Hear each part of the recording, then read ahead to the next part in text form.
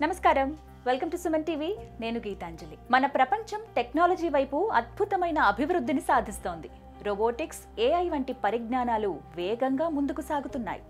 ఈ పరిణామాల మధ్య దేవుడు లేడని నమ్మేవారి సంఖ్య కూడా పెరిగిపోతోంది. అయితే దేవుడు ఉన్నాడని విశ్వసించే వారికి బలం ఎవరిస్తారు? ఆ దేవుడే మనకు బలం ఇవ్వాలి. మీరు స్వచ్ఛమైన మనసుతో ప్రార్థిస్తే ఆయన మీకు రక్షణగా ఉండి సమస్యలను పరిష్కరించి కోరికల్ని తీర్చుతారు. ఇంతమంది దేవుళ్ళున్నప్పుడు ఎవరిని ప్రార్థించాలి అని అనుకుంటున్నారా?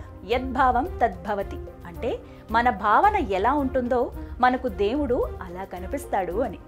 అందుకే కోట్లాది మంది భక్తులు, కోట్లాది భావనలు, కోట్లాది రూపాలు ఉన్నాయి. అందులో ఒక మహాశక్తివంతమైన రూపం మహావిష్ణువు స్వరూపమైన అనంత పద్మనాభ స్వామి.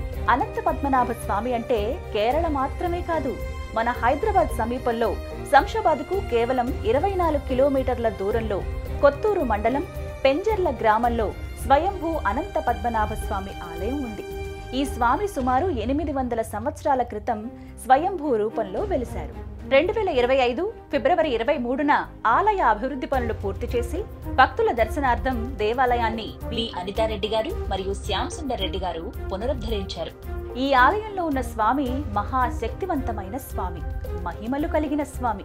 ఇక్కడికి వచ్చి స్వామిని ప్రార్థించిన వారికి సమస్యలన్నీ తీరిపోతున్నాయి. ఈ టెక్నాలజీ కాలంలో కూడా దేవుడి ముందు ప్రార్థిస్తే సమస్యలు తీరుతున్నాయి అంటే దేవుడు ఉన్నాడని, మన ప్రార్థనలు వింటున్నాడని నమ్మకం పెరుగుతోంది. ఆ నమ్మకమే విశ్వాసానికి, ధర్మానికి మూలం. నమ్మకంగా ఈ అనంత పద్మనాభ స్వామిని దర్శించండి. స్వామి కృపకు పాత్రులు కండి. మళ్ళీ మరో వీడియోతో కలుద్దాం. నమస్కారం.